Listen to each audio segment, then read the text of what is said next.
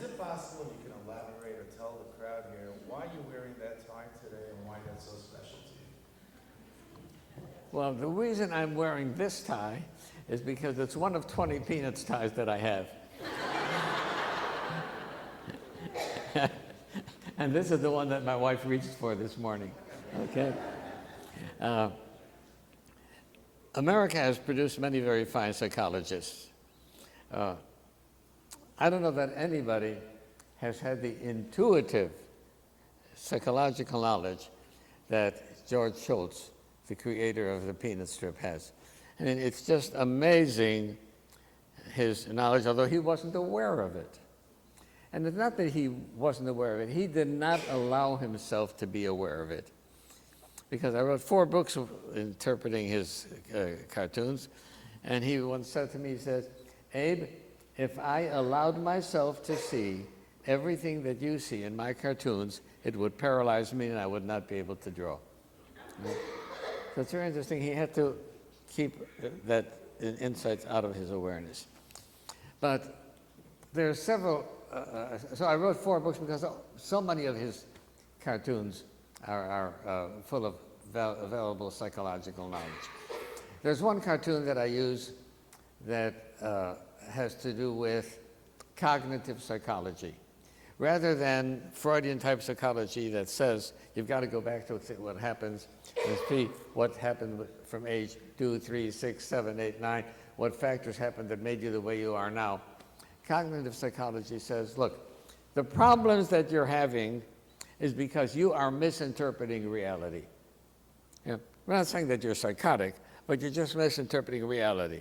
And if we can help you to see reality as it is instead of the distortions that you see, you'll be all right. So there's a cartoon that I have that Schultz never printed because it was in his early writings and he was very critical of his poor artwork then. So after he died, Jeannie, his wife, published these cartoons. And one of them is so tremendous. It's a cartoon where a little girl is standing looking out the window, and it's a bright sunny day. And next to her is standing a little boy, and he's looking at the blackboard.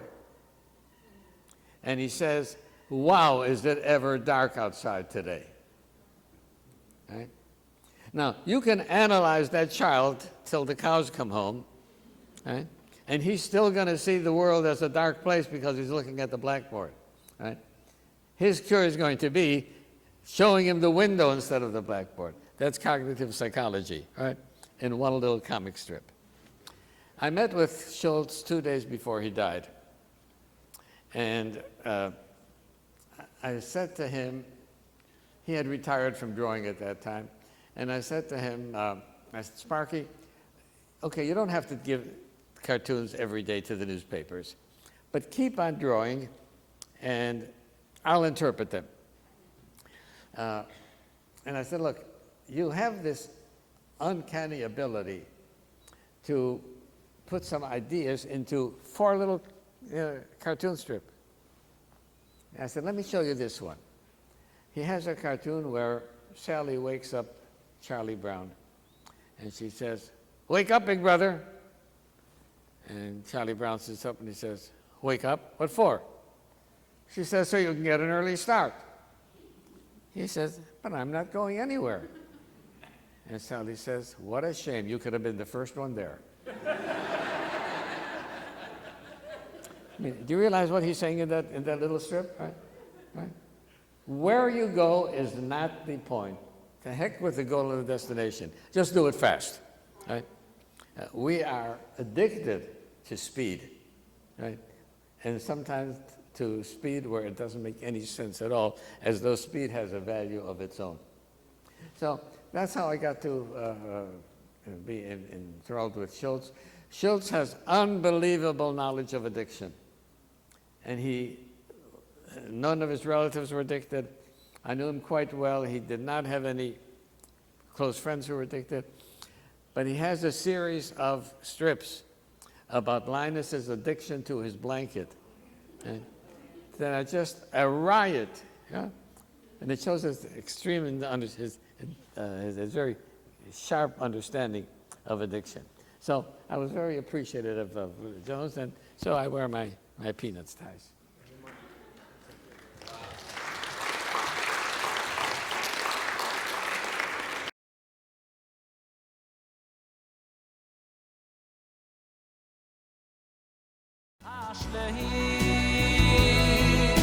Ashlein chal Hashem Yehovecho Ashlein